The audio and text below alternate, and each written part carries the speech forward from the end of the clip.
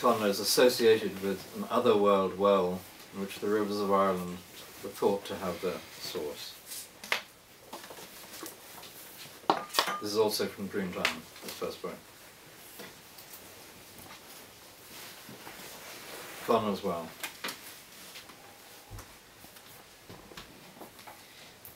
None of my friends knew that during all those years I was in otherworld fosterage to Connla.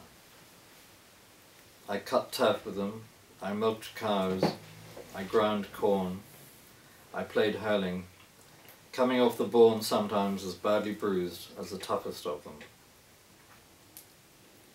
What I didn't know, and what they didn't know, is that this world and the other world are one world.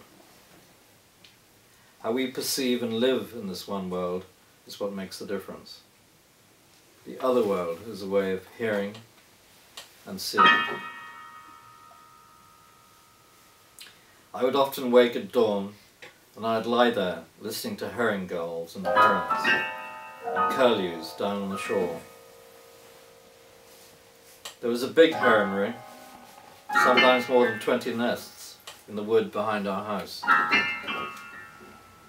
Under it, the floor of the wood was white with their scour.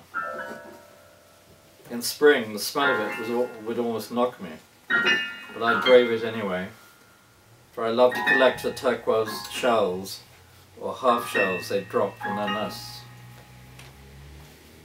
The shells of herons' eggs were the only turquoise things in our world. Although sometimes on a clear morning, the inlet of sea below our house, that too would be turquoise. But I couldn't collect that. A wind would be rising soon, or the tide would ebb, and I'd watched it fade.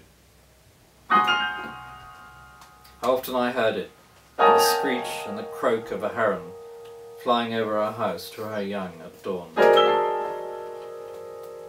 A screech, a screech, a screech, a squabble of croaks, a dull croak. Herons flying over our house to their nests. The giving and the lurid, loud greed of those early disgorgings.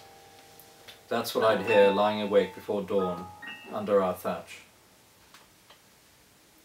One of them is king, my father said. One of them is the king heron. He's the one with the sea blue voice. Pigs, they used to say, can see the wind.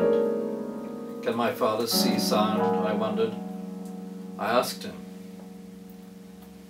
Yes, he said, it's like lightning and thunder.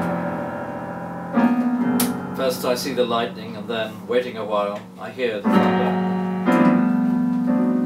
I hear the heron screech before I hear it. Light and sound, he said, are the stuff of things. And the sound I heard out at sea one night, the sound I didn't hear with my hearing, the sound that isn't the sound of two things striking together, that's the sea sound, the source sound of the sun and moon and stars. The sun and the moon and the stars are condensations of that sound. It wasn't what my father said that was important. It was the ageless silence of his voice that awakened something in me, a yearning in me. After that, I played only one other hurling match. Surrendering to a need for solitude and silence, I'd go off alone into the woods or into the hills, sitting all night in the crotch of a tree, sometimes sitting all day by a corrie lake in the mountains. On a calm day in the mountains, I postponed my all-purpose and allowed my spirit to be still. I was as calm as a lake, was I. When I was as calm as a lake, was I mirrored the mountains as serenely as it did. Mirroring them, I didn't modify them. No ebbing into self-awareness shimmered them. Clear like the lake, to my very depths, they touched the quick in me with their unperturbed, ageless summits. By nightfall, there was no me.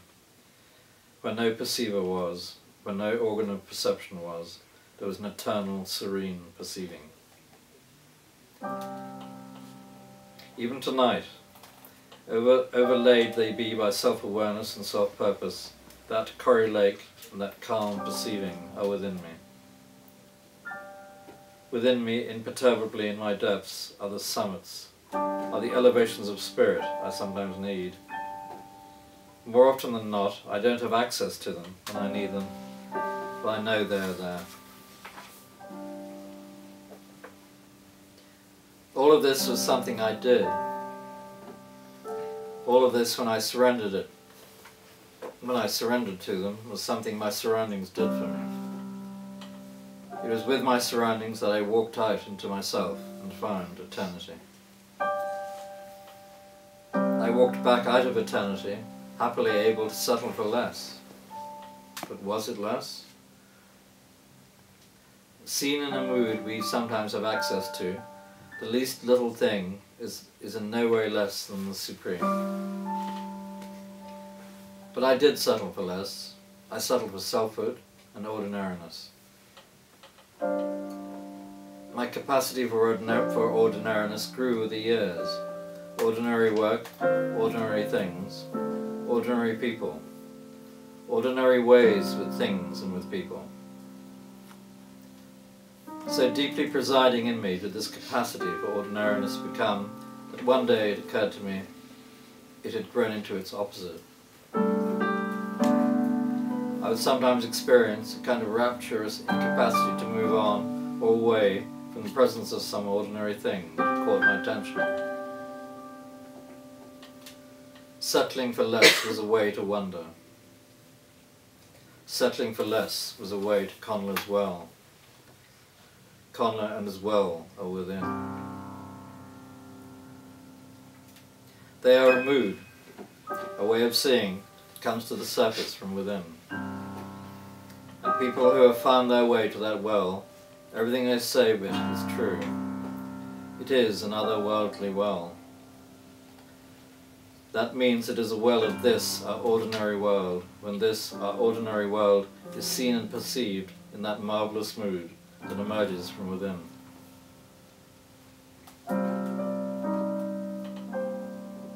Growing in a shadowy, cool arch, a hazel grows over it. All year round, but only now and then, a hazelnut falls into it. Salmon who eat these nuts acquire the wisdom out of which all worlds are born. Returning downstream, they carry it to the farthest reaches of the world's dreaming and waking. And yes, it is true what they say. The rivers of Ireland have their source in this well.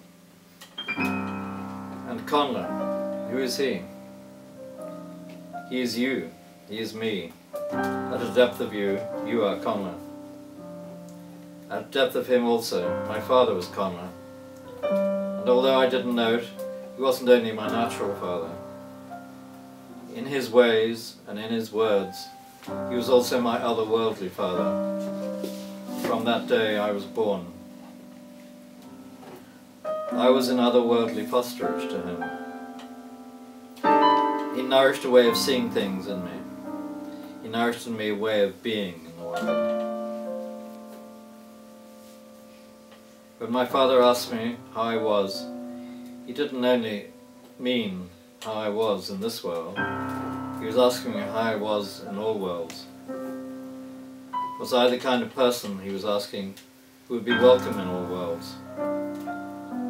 Were my feet philosophically fit to walk elsewhere? And I knew what he meant. If you aren't philosophically fit to walk in the other world, you aren't philosophically fit to walk in this world. All other worlds and this world are one world. And the only philosophical worlds you need are wonder, and again wonder. As at the end of their lives, some heroes of old sailed away in a crystal boat to the other world, so at some depths of ourselves did each of us come to this world, which we call ordinary, in a crystal boat. There aren't many who know that these days, though.